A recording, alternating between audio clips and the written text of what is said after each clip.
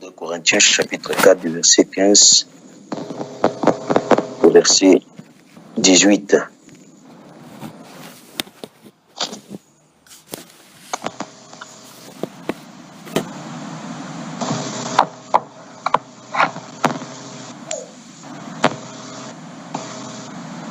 Alors celui qui peut être à la page, qui est à la page, peut faire la lecture pour nous. 2 Corinthiens 4 du verset 15 à 18.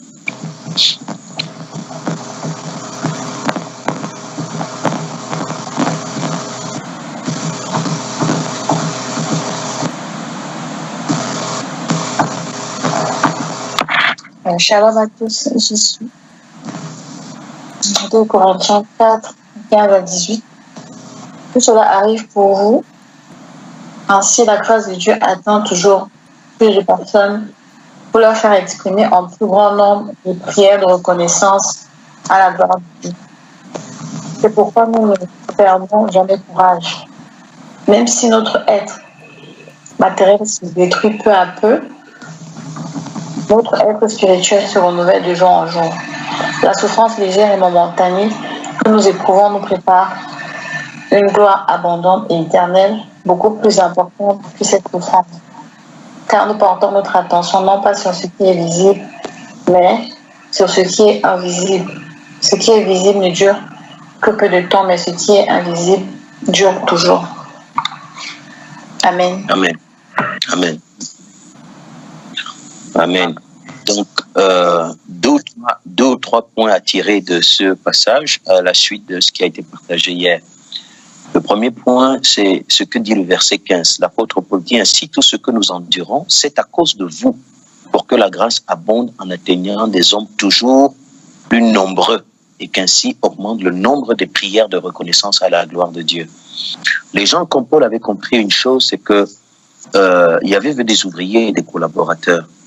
Et quand tu adhères à lui, tu adhères à son projet, tu adhères à la vision céleste, tu constitues à ses yeux une multitude. Les événements et les difficultés par lesquelles il te fait passer ont pour but de faire de toi une source d'eau vive qui participe à la résurrection d'un grand nombre. C'est pour ça qu'il dit tout ce que nous endurons, c'est à cause de vous. C'est-à-dire ce que nous vivons, c'est pour la résurrection de ceux qui sont morts. C'est à cause de vous, c'est pour relever ceux qui sont dans les ténèbres. Donc, c'est pourquoi quelqu'un qui adhère à Elohim n'est plus un simple individu. Il n'est plus un simple individu. Il devient l'instrument de la résurrection d'un grand homme. Ce que Yahvé va faire en lui, il va investir en lui le salut de plusieurs. Il devient donc la représentation d'une multitude. C'est donc pour ça que celui qui adhère sait que quand il adhère, il porte en lui la responsabilité de la résurrection d'un grand homme. Il ne voit pas son existence comme juste sa vie à lui, non. Il le voit comme quelqu'un qui a adhéré pour porter en lui la force, la puissance qui va ramener un grand nombre de personnes. Donc, il sort d'un regard égoïste, un regard sur lui-même, et il commence à se considérer comme la multitude.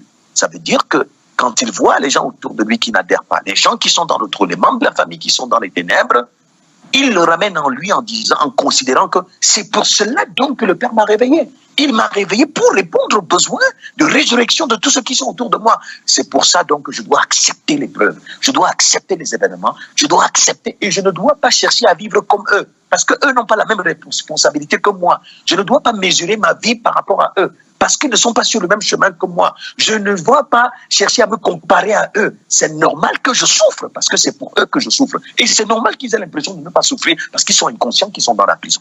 Donc, ça fait donc que quelqu'un qui adhère sait à quoi il adhère. Il adhère parce qu'il doit devenir un instrument de la promotion des produits du royaume des cieux et qui participe et qui reçoit par son adhérence et par sa transformation le pouvoir de la résurrection d'un grand homme. C'est pourquoi cet esprit est considéré par les cieux comme une multitude. Et comme on protège une multitude, c'est comme ça qu'il est protégé comme une multitude. Il n'est plus un simple individu. Et c'est pourquoi Yeshua pouvait dire, même pas un seul cheveu de votre tête ne tombera. Ne tombera, même pas un seul ne tombera. Parce que vous êtes à ses yeux un trésor. Et il est capable, pour un tel esprit, de donner une nation tout entière. Tout entière. Parce que c'est une multitude que protège. À ses yeux, ce n'est pas un simple individu, ce n'est pas que Nadine, ce n'est pas que Fabrice, ce n'est pas que Simon-Pierre. Simon-Pierre, c'est l'investissement de la résurrection d'une multitude. Donc, il protège Simon-Pierre comme protégeant une multitude. Vous voyez tout le privilège que nous avons quand nous entrons dans l'adhérence. C'est important de le considérer. Ça fait que Fabrice, Nadine, Simon-Pierre se diront, je ne peux plus faire ce que je veux. Parce qu'en le faisant, je tue la multitude que je porte en moi. En le faisant, je tue la multitude qui doit être ramenée à la vie par moi. C'est ça, toute la grandeur de l'adhérence. Adhérer, voilà ce que ça veut dire. C'est tellement glorieux, c'est tellement grand qu'on ne peut pas le réduire à un individu. Il dit, ce que nous endurons, nous l'endurons à cause de vous, afin que la grâce, pour que la grâce abonde en atteignant des hommes toujours plus nombreux et qu'ainsi augmente le nombre de prières de reconnaissance à la gloire de Dieu. Voilà pourquoi nous endurons ce que nous endurons. Bien aimé, c'est comme ça que nous devons percevoir la valeur de l'adhérence. On n'adhère pas pour j'adhère, je saute. C'est pour ça que quand on adhère, on ne perçoit pas à quoi est-ce que ça nous engage. On ne comprend pas pourquoi nous devons souffrir. On ne comprend pas pourquoi on doit vivre ce qu'on doit vivre. On va se plaindre. On va parce qu'on ne sait pas dans quelle mission on s'est engagé. On n'est pas conscient de la valeur comme un soldat qui s'engage. Il s'engage au service de la patrie. Quand il va au front, il sait que lui qui va là, il protège une multitude. Une multitude. Ça veut dire que s'il laisse l'adversaire entrer, il a tué des multitudes. Il est prêt à donner sa vie pour protéger une multitude. Il sait ce qu'il représente. Il sait ce qu'il représente. C'est pour ça que ce soldat est entouré de bien des privilèges qu'un civil. Parce que ce soldat, il va défendre le sort des civils. Donc, ça, c'est le premier point. Et je vous assure, frères et sœurs, il faut... Parce que quand on perçoit l'adhérence comme ça, on ne s'autorise plus n'importe quoi. On se le refuse. L'autre peut faire parce que lui n'est pas dans la responsabilité dans laquelle je suis. Je n'attends plus que ma vie ressemble à celle du voisin. C'est normal que je vive ce que je vis. C'est normal que ma formation soit comme ça. C'est normal que ma vie soit bizarre aux yeux des autres. C'est normal. Si elle n'est pas bizarre, c'est qu'il y a un problème. Si je veux vivre comme les autres, ça veut dire que je ne sais pas dans quoi je me suis engagé. L'adhérence veut dire sortir de la vie personnelle pour entrer dans une consécration. Ma vie appartient désormais à la communauté. Appartient désormais au projet, à la vision d'Élohim pour le salut d'un grand homme. Je sors, c'est fini, je ne vis plus pour moi-même. C'est pour ça qu'on sort de la vie privée, c'est-à-dire la vie où on prive les autres de... Parce que vie privée veut dire priver les autres de notre vie. On sort de la vie privée. Notre vie n'est plus une vie privée, mais elle est une vie... Un peu comme vous voyez quand quelqu'un est consacré dans une nation. On dit qu'il devient un personnage public. Un personnage public, ça veut dire quoi? Ça veut dire que désormais, il est la représentation de la nation partout où il va. Il doit rendre compte à la nation. C'est pour ça qu'il est entouré de bien de privilèges. C'est pour ça que quand il sort, on considère que c'est toute la nation qui est sortie. On l'entoure de toute la sécurité, comme si c'est toute la nation qu'on protège. Parce qu'il devient un personnage public. C'est pour ça qu'on vérifie ses comptes. C'est pour ça qu'on se demande avec quoi il a acheté cette maison. C'est pour ça qu'il n'a plus le droit d'adhérer à n'importe quoi. On ne peut plus le retrouver n'importe où. Il ne peut plus dire vie privée, c'est impossible. Parce qu'il a des comptes à rendre à tout un peuple. Donc quelqu'un qui adhère au Messie, il rentre dans une vie publique, ça ne concerne pas seulement les hommes, mais toute la création le regarde. Qu'est-ce que la parole dit? La création toute entière attend avec un désir ardent quoi? Mais la révélation des fils d'Élohim. Parce que les fils d'Élohim sont redevables à toute la création. Vous comprenez? Donc quand on rentre dans cette disposition, on adhère au Messie Yeshua, on entre dans cette vaste vision, dans ce vaste projet, on entre dans cette responsabilité. Adhérer veut dire prendre la responsabilité du salut d'un grand nombre de personnes. Adhérer veut dire prendre la responsabilité sur la création. C'est ça que veut dire adhérer. Et quand tu adhères là, tu assumes. Tu assumes. C'est pour ça que l'autre peut tousser, tu tousses, le père te tire les oreilles. Tu dis, mais l'autre tousse, c'est comme s'il n'a rien. Moi, je tousse à peine, j'ai fait moins. On me tire les oreilles. Pourquoi? C'est normal. Tu n'as pas la même position que lui. Toi, tu as la position messianique. Et lui, il a besoin de ta position messianique. C'est pour ça qu'on appelait les disciples du Messie les messianiques, qui a été traduit plus tard par chrétien. Messianique, qui veut dire prolongement du Messie, prolongement de l'œuvre salvatrice, des instruments de prolongement de l'œuvre salvatrice, de la conquête des esprits, du retour d'un grand homme. Ça, c'est la première chose. Alors, c'est pour ça que je me dirais, ai-je moi encore raison de pleurnicher? Ai-je moi encore raison de me plaindre? Ai-je moi encore raison de considérer que ma vie ne marche pas? Mais quelle vie ne marche pas? Ça va marcher, ça veut dire quoi pour moi marcher pas? Ai-je moi encore raison? Ça veut dire, alors, je dois me poser plutôt la question, suis-je conscient de ce à quoi j'ai adhéré? Suis-je vraiment conscient de la valeur de l'adhérence? Suis-je conscient de ce que ça implique? Vous voyez? Et je vous dis, quand on rentre dans cette disposition, tout vous suit dans cette vie publique, tout vous suit dans ce ministère, tout ce que vous êtes et tout ce que vous avez. On sort des calculs personnels avec les dispositions que le Père nous donne. On considère que je ne suis qu'un instrument de résurrection, de participation au relèvement d'un grand nombre. On sort des calculs individuels. On ne cesse d'apprivoiser ou d'emprisonner les éléments de la création pour des intérêts personnels. On sort des intérêts personnels, des projets personnels, des ambitions personnelles, de tout ce personnel. On entre dans la consécration. Et c'est là qu'on entre dans le miracle de la reproduction, le miracle de la force. Première chose. Deuxième chose, c'est pourquoi Paul va dire au verset qui suit, il dit, voilà pourquoi, considérons cette position que nous avons, considérant la valeur de notre dévotion, la valeur de notre consécration qui a un apport redoutable sur une multitude, c'est pourquoi nous ne pouvons pas perdre courage devant les épreuves et devant les souffrances, parce que nous considérons tout l'impact que ça a. Si j'abandonne, j'ai tué les autres. Si je persévère, c'est les autres que j'amène dans la vie. Voilà pourquoi il dit, voilà pourquoi nous ne perdons pas courage. Et même si notre être extérieur se détériore, peu à peu, intérieurement, nous sommes renouvelés de jour en jour. Comprenez que c'est cette conscience qui vient de la vision céleste. Parce que la vision céleste, c'est une vision d'ensemble. C'est une vision pour l'intérêt d'un grand nombre. C'est pour ça que les gens comme Paul, quand ils étaient dans la vision céleste, lorsqu'il était en prison, ils ne considéraient pas que quand il est en prison là, le Seigneur ne l'aime pas. Le Seigneur, il considère qu'il porte, quand il marche là, il porte en lui le salut d'un grand nombre. Donc quand il est en prison, quand il souffre, il porte la souffrance d'un grand nombre, y compris du geôlier lui-même. Lorsque les portes des prisons vont s'ouvrir après qu'ils aient chanté, ils ne vont pas fuir parce qu'ils ont dit on a trop souffert, on va courir pour aller se soulager. Il se souvient que si nous partons, si nous courons, le geôlier là va se donner la mort parce que c'est lui qu'on va tuer, parce qu'on va dire qu'il n'a pas su garder les prisonniers. On a mal aux pieds, on a des blessures, mais nous transcendons ces blessures par amour pour ce geôlier. Nous restons en prison. Personne ne sortira parce que ce geôlier là doit être sauvé. Il ne doit pas être décapité. Le geôlier, quand il a vu que les portes étaient ouvertes, il a voulu aller se tuer. Paul a crié, nous sommes là. Et il s'est rendu compte qu'ils étaient là. Le geôlier est venu se mettre à ses pieds et il a demandé de découvrir le Messie, celui qui se révèle au travers de lui. Et on dit lui et toute sa famille ont été sauvés. Et à partir de ce moment, lui, le geôlier, l'instrument de l'oppression, lui, il est allé panser les plaies de Paul et de Silas.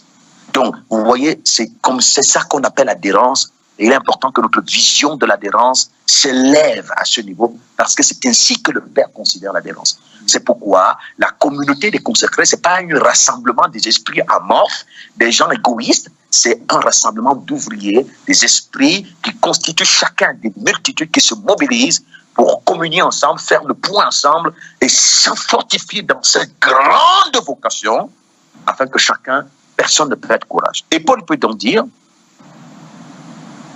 voilà pourquoi nous ne perdons pas courage. Et même si notre être extérieur se détériore, peu à peu, intérieurement, nous sommes renouvelés de jour en jour. Verset 17. En effet, il dit ceci.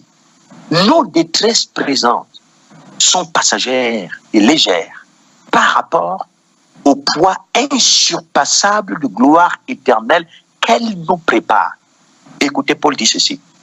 Il dit les détresses présentes sont légères et passagères par rapport au poids insurpassable de gloire. Il ne s'arrête pas là. Parce que si on a des détresses et on a la gloire, ça veut dire que je souffre quand même sur la terre. Mais la gloire arrive. Mais ces souffrances, peut-être n'ont rien à voir avec la gloire. Non, il dit, par rapport au poids insurpassable de gloire qu'elle nous prépare. Ça veut dire que ce sont ces détresses qui nous préparent au poids insurpassable de gloire. Ça permet que la vision que nous avons de nos détresses change. Nous comprenons que le rôle des détresses terrestres dans la vocation céleste dans laquelle nous sommes ont pour but, le rôle c'est de participer à nous amener, à nous préparer au point. Donc il y a un lien entre les détresses et le poids insurpassable de gloire. Si je ne veux pas avoir part aux détresses, je ne peux pas avoir part à la gloire. Il est dit dans les Écritures, celui qui n'a pas part à la souffrance n'a pas part à la gloire. Donc c'est pourquoi Paul peut dire, je me réjouis donc dans les détresses. Donc c'est ça, la connaissance, la compréhension nous propulse dans la gestion intelligente des événements, même si on sent que c'est douloureux, la compréhension me donne de transcender la douleur. Et c'est là qu'on peut expérimenter la joie dans la douleur, qui veut dire bonheur. Heureux ceux qui pleurent, parce que bonheur veut dire la joie qui m'est donnée dans la souffrance que je vis en vue de l'espérance à laquelle je suis réservé. Ce mélange de souffrance et de joie, ça s'appelle le bonheur. Donc le bonheur ne veut pas dire sans souffrance. Le bonheur veut dire éprouver la joie dans la souffrance que nous éprouvons à cause du choix que nous avons fait de suivre le Messie Yeshua. Je suis donc heureux parce que je souffre pour la vie. Donc la souffrance mêlée à la joie, c'est ça qu'on appelle le bonheur. Voilà la définition du bonheur. Sur la terre, bien sûr. Donc, ce qui fait que l'apôtre Paul dit donc, les détresses nous préparent. Alors, si vous souffrez pour la vérité, mais vous êtes heureux. Vous êtes heureux. Nous sommes heureux qu'on soit insulté, qu'on soit rejeté, qu'on soit méprisé, parce que nous avons pris l'engagement de suivre le Messie. Et puis, je vais vous dire une chose, frères et sœurs. Il est important que nous comprenions que les forces, le Christ a dit, s'ils m'ont haï, ils vous haïront aussi. Les forces qui ont haï le Messie dans les cieux, quand il dit ça, il ne parle pas seulement des hommes. Il parle d'abord des anges déchus. Ces anges l'ont haï dans les cieux. Et ces anges sont venus sur la terre entraîner les hommes dans la haine contre lui. Il dit, s'ils m'ont haï, ils vous haïront aussi. Donc, je ne suis pas surpris que moi qui ai choisi d'adhérer au Messie que ces anges ont haï depuis les cieux, que ces gens se lèvent en haine contre moi. C'est normal. Toute personne qui voudra aimer celui que les anges, qui sont les artisans du monde actuel, ont haï, seront haïs de ces anges. Et cette haine-là, ils vont commencer à manifester cette haine contre moi parce que j'ai choisi d'aimer celui qu'ils ont haï depuis les cieux. Depuis les cieux. Et qu'ils ont, la haine qu'ils ont ramenée sur la terre. Donc, moi, j'ai choisi d'aimer celui qu'ils ont haï depuis les cieux. Ils vont commencer à témoigner leur mécontentement. Ils vont commencer dans ma maison. Ils vont utiliser les personnes de ma maison qui n'ont pas adhéré. Parce que tous ceux qui n'ont pas adhéré sont à leur disposition. Ils vont commencer par là. Ils vont utiliser ces personnes pour commencer à me presser. Pour montrer que tu veux t'engager à aimer celui qu'on hait depuis les cieux. Et c'est là une source de joie pour moi. Parce que ils ont de la haine contre moi. Parce que j'aime celui qui les hait. Je suis heureux. Parce que c'est la révélation que j'aime le Messie. Je m'affectionne de lui. Pourquoi me plaindre alors? Pourquoi la me cacher dans le trou? Pourquoi chercher à me jeter? Et pourquoi trouver vraiment? Et ils vont me témoigner cette haine par des gens qui sont autour de moi, les gens de ma maison, mon mari, ma femme, mes enfants, mes voisins, ainsi de suite, ainsi de suite. Ils ne vont pas se limiter là. Même les événements de ma vie, vous allez sentir des oppressions et des pressions par ces événements. Parce qu'ils vont tout faire pour te dire, nous l'avons détesté depuis les cieux. Et nous sommes venus ici pour construire un système qui le déteste. Toi, tu prends l'engagement de lui, tu es fou. Tu es fou. C'est pour ça que le Messie dit, si quelqu'un veut venir après moi, qu'il renonce à lui-même, qu'il se charge de sa croix, parce que qu'il dit que c'est des cas morts. Parce que s'il veut me suivre, le monde s'y met. Qui porte sa croix en disant que j'ai décidé de suivre le Messie, je sais ce que j'attends.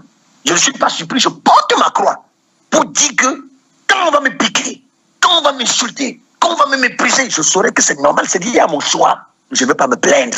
Parce qu'on le hait, c'est normal qu'on me hait. Et ici, ceux qui vont aimer le Messie vont m'aimer. Mais ceux qui vont continuer à prolonger la haine des démons sur la terre, ils vont me haïr. Donc vous comprenez que c'est important, bien aimé, de cerner ces choses. À partir du moment sur la terre, nous avons pris l'engagement de suivre le Messie, sachant que tout le système a été monté contre lui. Et donc c'est tout à fait normal que je commence à subir certaines pressions, certaines oppressions, certaines réalités, parce qu'il ne l'aime pas. Mais j'ai la conviction que lui qui a triomphé du monde, il me donnera le pouvoir de traverser ce monde. C'est pourquoi il est venu montrer que même ce monde qui me hait, là où tout a été construit contre moi, je viens vous montrer qu'il est possible de vous en sortir si vous choisissez de me suivre. Il est venu le montrer. Et il est venu devenir un homme. Il s'est fait homme pour montrer que vous pouvez me suivre. Vous pouvez traverser malgré toutes ces oppressions et arriver à la victoire. Persévérer jusqu'au bout. Et tous ceux qui, depuis qu'il est venu, l'ont suivi, il n'y a pas un seul qui l'a abandonné. C'est pour ça que nous avons les Écritures. Pour aller vérifier si quand je vais adhérer là, est-ce que je vais m'en sortir. Nous avons une nuée de témoins. Et des gens dont le témoignage nous convainc aujourd'hui que si aujourd'hui, en ce temps de la fin, où vraiment la haine contre la vérité a rempli le monde, si nous faisons le choix d'adhérer au Messie, nous sommes convaincus qu'il nous mènera jusqu'à la destination. Donc, bien aimé, je voulais juste ajouter cet élément à ce qui a été dit. Et puis, ça fait donc que quand on comprend tout cet ensemble de choses, il y a une réalité donc, parce que nous avons été moulés aussi dans la haine contre lui. Mais nous sommes appelés à devenir des instruments de résurrection d'un grand nombre de personnes. Mais le frère Simon-Pierre nous partageait une expérience merveilleuse qu'il a vécue dans son lieu d'activité. Lui qui est dans la boulangerie, le secteur de la boulangerie. Une expérience formidable qui nous a tous édifiés. Voilà, donc une expérience formidable qu'il a vécue dans la boulangerie. Il est là où, à la boulangerie, il n'est pas devant le présentoir là où le pain est fini. Il est plutôt là où on prépare le pain à devenir fini. Donc il connaît toutes les étapes et il y participe. Il dit que quand on prend la pâte, on verse la pâte dans le pétrin. C'est une grosse machine qui tourne la pâte, qui remue la pâte avec de l'eau, qui remue la pâte, qui broie la pâte, qui remue la pâte, qui avec de l'eau, qui tourne la pâte à une vitesse redoutable, terrible, qui remue la pâte. Et une fois que la pâte a été avec de l'eau, mélangée à de l'eau, on sort la pâte du pétrin. On la met au laminoir. Le laminoir commence à tailler, écraser. Le laminoir maintenant commence à écraser la pâte. À écraser la pâte. Écraser la pâte. Après, quand le laminoir finit son travail, la pâte arrive sur la table. Au niveau de la table, on découpe maintenant la pâte en morceaux. Morceaux. Après, on met maintenant les morceaux dans le moule. Et ces moules, on les met dans un four qui est chauffé à 450 degrés. Et c'est de ce four, c'est là, dans cette phase-là, que le pain sera doré. Quand il sort de là, vous passez à la boulangerie, on le met sur le présentoir. Vous n'aviez pas faim, mais dès que vous arrivez à la boulangerie, vous voulez juste une bouteille d'eau, vous voyez le pain, vous dites c'est le pain chaud, donnez-le-moi. Vous voulez le manger. Il commence à attirer la clientèle, le pain. Mais pour que le pain arrive à la phase où il commence à attirer la clientèle sur le présentoir, il a fallu que derrière là, il passe par une phase vraiment qui n'est pas facile pour devenir un pain bon à consommer. Et c'est là l'image du Messie, le pain de vie, que chacun de nous est appelé à représenter. Alors, vous comprenez donc qu'il y a un travail qui se passe derrière et qui se fait voir devant. Mais pour que ça se fasse voir devant, il faut qu'on accepte le travail qui se passe derrière.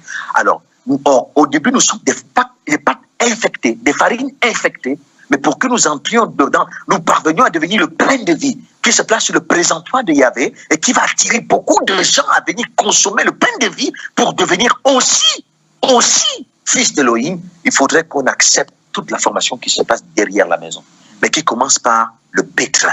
Alors, vous voyez que le problème, c'est que vous voyez, en général, la grosse difficulté, c'est qu'on se demande, quand tu dis tu adhères, le père va te jeter dans le pétrin, il commence à me jeter dans le pétrin, commence à te dire, non, c'est trop. Je veux lui dire comment est-ce que dans le pétrin, il faut vraiment que le pétrin ne tourne pas comme ça, qu'il tourne plutôt comme ça, parce que ce pétrin-là, c'est pas la pâte qui choisit la fonction du pétrin, ni sa vitesse, mais le problème, c'est que moi, pâte, je sais que la finalité est glorieuse parce que je vais servir à l'alimentation d'un grand nombre de personnes et à réjouir un grand nombre de personnes et par conséquent à réjouir le boulanger. Je sais très bien que tout ce processus, même s'il est douloureux, il aboutit à la gloire. J'accepte volontiers de me jeter dans le pétrin. Ce qui est formidable, c'est qu'avec Yahvé, il est celui qui maîtrise la vitesse du pétrin. Il a imposé au pétrin une vitesse pour me broyer, mais pas pour me détruire dans le sens de m'annuler. Il a imposé au laminoir une vitesse et une fonction pour me laminer, mais pas pour m'écraser totalement. Il a donné au four un degré pour me cuire, mais pas pour me détruire. Donc, en réalité, je fais donc confiance au boulanger et j'accepte. Or, ce qui me permet d'accepter toutes les étapes de la formation, j'ai l'image du Père qui brille. Parce que j'ai vu les autres qui ont brillé, j'ai vu les faits et j'ai vu la gloire du Père, j'ai vu la finalité. Donc l'espérance me permet d'accepter toutes les étapes. C'est pourquoi ce que le Père veut, c'est un engagement total à nous disposer à lui. Lui fait le travail. Je ne conteste plus contre la forme de ma vie, la forme des événements. Je vais me lever aujourd'hui, j'aurai certaines difficultés, mais que je comprenne que c'est le résultat de mon adhérence. La vision que j'ai de cette difficulté va faire que mon attitude face à ça change. Je n'accuse plus personne. Je ne trouve, même si ça fait mal, je ne trouve plus que c'est mauvais. Je comprends que c'est normal. Le boulanger est en train soit de me laminer, soit de me pétrir dans le pétrin. Je suis dans le processus pour devenir un pain de vie. Et je sais que les souffrances actuelles sont en train de participer pour faire de moi un pain que beaucoup qui ont faim vont manger pour sortir de la faim, afin qu'il n'y ait plus jamais faim. Donc je sais que ce que je souffre est pour un but noble. J'accepte par amour, c'est là que se révèle l'amour. Par amour pour ceux qui mangeront demain, j'accepte la souffrance d'aujourd'hui. Oui, Seigneur, pétris-moi. Après, lamine-moi. Après, oui Seigneur, taille-moi. Après, oui, mets-moi au four, cuis-moi. Et qu'un grand homme mange. Ah, la louange de ton nom. Voilà l'amour de ceux qui adhèrent. Et vous pensez, et celui, le boulanger, protège la pâte, veille sur la pâte, prend soin de la pâte. Il n'est même pas n'importe quel ouvrier là. Il veille à toutes les étapes. Il est présent, il est là. Donc la protection, il y avait sa sécurité, sa provision sont disponibles pour une pâte disponible qui s'est entièrement disposée parce qu'il sait que cette pâte qui s'est disposée sert à la promotion du boulanger et de la boulangerie. Donc, bien aimé, cette vision, cette image a été très édifiante pour nous tous et c'est ça que nous devons accepter parce que c'est ça la formation des vrais instruments. Donc, on n'a pas, à partir de ce moment, il n'y a plus un événement isolé, il n'y a plus une situation isolée, il n'y a plus une réalité isolée. Tout chose, tout concourt au bien de ceux qui aiment Elohim et ceux qui sont appelés selon sa destinée. Tout, sans exception. Tout. Et l'air, et le vent, et le bic. Il y a tout, jusqu'au moindre détail, il a tout prévu. Tant que nous sommes disposés et nous acceptons que le temps, que les événements participent afin de nous, la représentation du pain de vie. Et nous le deviendrons. Et la joie de voir que nous participons ici à la résurrection d'un grand nombre, cette joie, ni l'or, ni l'argent, ni quoi que ce soit dans ce monde ne peut procurer une telle joie. La joie d'un ouvrier fidèle que son maître approuve sur la terre et que son maître prépare à l'héritage éternel auquel il est destiné. Donc, bien aimé, les détresses nous préparent à la gloire. Et notre engagement est un engagement universel qui fait de nous des hommes qui deviennent multitudes devant la face d'Elohim. Et nos souffrances, c'est pour cette nuit. Ayons ça en vue et nous aurons la capacité d'accepter les différentes étapes. Ce n'est pas nous qui choisissons, c'est lui qui choisit. Et il ne faut rien court-circuiter. Il faut laisser que chaque étape joue son rôle. Parce que si je veux court-circuiter, je ne veux pas passer par le pétrin, mais je vais directement arriver au laminoir, ça ne marchera pas. Si je ne veux pas passer par le four, je vais directement arriver au présentoir, les gens n'achèteront pas un truc blanc qui n'a aucun sens. Et j'ai dit, et c'est pour ça que les gens rentrent là après, ils disent, je suis chrétien, je suis chrétien, moi je suis chrétien. Vous forcez quoi? Un mauvais pain, un mauvais lait pain. Tu n'as pas besoin de convaincre les gens. Quand tu es bon, tout le monde, tu n'as pas besoin de parler. Est-ce que le pain au présentoir parle aux gens pour dire venez, venez? Il y a une communication naturelle, tu le vois. Toi-même, ton être entier te convainc que tu manges ça, ça va te faire du bien. Tu vas sentir ça sera bon. C'est-à-dire, avant même de l'acheter, tu salives déjà. Est-ce que le pain ouvre sa bouche? Mais quand on veut convaincre que je suis un bon pain, achetez-moi, tout le monde voit que tu es laid. Tout le monde voit que si on te mange, tu vas me faire mal aux dents. Tout le monde sait que tu vas me faire mal aux dents. Quand quelqu'un te voit, il commence à avoir mal au ventre. Parce qu'il comprend, tu manges le genre de choses là, vraiment, je te dis que tu vas avoir des intoxications alimentaires ou je ne sais pas moi, la constipation, je ne sais pas. Le bon pain, ça. Et ce qui permet la brillance, l'éclat et la force de la promotion du bon pain, c'est tout le processus de façonnement. Donc, j'ai besoin de toutes ces étapes pour que ma brillance et mon éclat ne soient pas un éclat fictif, mais que ce soit un éclat réel qui va avoir un effet certain sur une masse et pour provoquer la résurrection d'un grand homme à la louange du boulanger. Amen. Amen. Amen. Amen. Amen. Amen. Amen. Amen. Amen. Amen. Amen. Amen.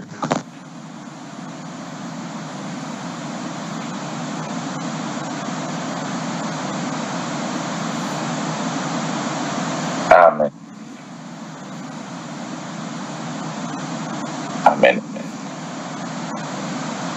Je vais toujours à même lancer qui est le même encouragement. C'est les mêmes orientations qui nous sont données. Je le dis, c'est l'image du pain qui, avant d'être mangé, même présenté, a subi des stades de transformation, stades de fabrication, de façonnement.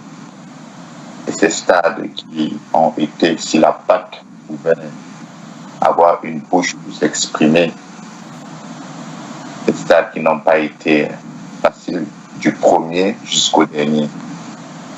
Parce que depuis le pétrin, passant par le laminoir, jusque même dans le four Ce sont des étapes dures. Ce sont des étapes difficiles. Ce sont des étapes remplies de haut et de bas, si on veut parler dans le langage d'un homme.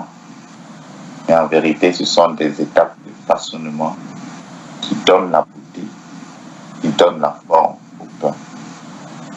C'est dans ce sens que le Père disait, je connais les projets que j'ai pour vous. Son projet, c'est que les hommes, son projet pour le pain, c'est que les hommes, les pauvres, disent aux disciples, donnez-les à manger vous-même. Il fallait que les hommes se nourrissent de ce pain. C'est ça le projet de bonheur. En fait, d'enrichir une grande multitude. Mais avant cela, il faut qu'ils passent par des étapes. Avant cela, il faut qu'il passe par un moule où il sera transformé. Et où c'est le boulanger qui donne la forme.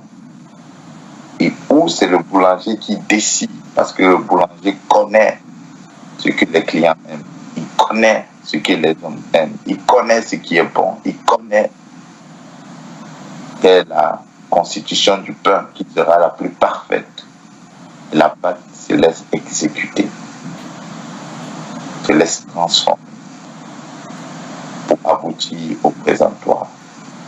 Pas seulement au présentoir, parce que après le présentoir, il faudra bien être mangé, puisque c'est ça le but. Le but n'est pas seulement le présentoir, la dernière étape, c'est dans le ventre de celui qui le mange. Que même au présentoir, il y en a plusieurs pains. Ce ne sont pas tous les pains qui sont achetés. C'est le plus beau, le pain le plus attrayant, le pain qui a reçu la plus belle forme, le pain le plus parlant. C'est lui qui est mangé. Comme l'image dans ce monde, nous le voyons, il y en a tellement de pain. On en voit tellement. Mais il y a un seul type de pain, fabriqué par un seul type, par le boulanger par excellence, qui est le Messie. Et c'est celui-là qu'il faut. On dit le royaume des cieux est semblable à un homme qui cherchait des perles. Il cherchait des perles, mais il en a trouvé une seule de grand prix. Parmi des perles, il en a trouvé une seule de grand prix. Et il a tout vendu pour acheter 7 perles. Et oui, dans le présentoir, il y a beaucoup de pain. Il y en a beaucoup. Mais le temps est venu que le maître boulanger, façonne les pâtes que nous sommes pour nous donner la forme qui est celle qui va être mangée et agréable.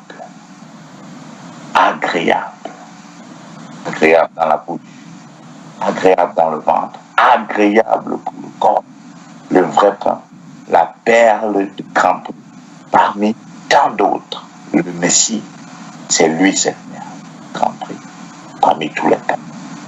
Et c'est à son image qu'il veut nous façonner. C'est à son image qu'il veut nous façonner. Soyons donc encouragés. Et laissons-nous devenir ce pain particulier qui est le Messie. Laissons-nous transformer pour que nous soyons ce pain particulier. Pas comme les autres qui sont dans le présentoir, mais comme celui-là, comme le Messie, parmi tous les. Celui-ci est mon Fils, en qui j'ai mis toute mon affection. Vous allez l'écouter. Parmi tous les pains qu'il y avait sur la terre, le Seigneur n'en a créé qu'un seul, celui-là qui est son Fils. Et c'est lui que vous devez suivre. Il est le pain de vie. Amen. Amen. Sois encouragés et sois bénis.